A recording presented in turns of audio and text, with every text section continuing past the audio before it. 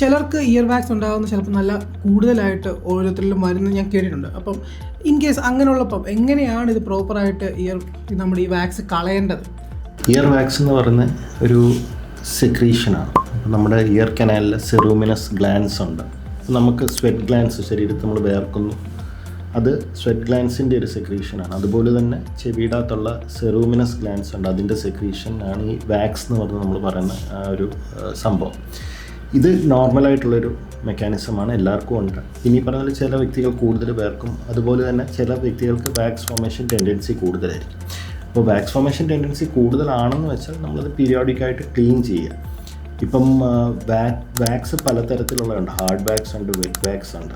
Wet wax നമുക്ക് usually suction ചെയ്തെടുത്ത് കളയാം. ഇപ്പോൾ ഹാർഡാണെന്ന് വെച്ചാൽ നമ്മളത് വാക്സ് സോൾവെൻസ് ഉണ്ട്, ഡ്രോപ്സ് ഉണ്ട്, അതൊഴിച്ച് ഈ മെറ്റീരിയൽ സോഫ്റ്റ് ആക്കിയിട്ട് നമുക്ക് സക്ഷൻ ചെയ്യാം, അല്ലെങ്കിൽ സിറിഞ്ച് ചെയ്യാം, വാഷ് ചെയ്ത് ഫ്ലഷ് ചെയ്ത് കളയാനുള്ള പ്രൊവിഷൻ ഉണ്ട്. ഇപ്പോൾ ജനറലി സക്ഷൻ ചെയ്ത് തന്നെ എടുക്കാൻ പറ്റും.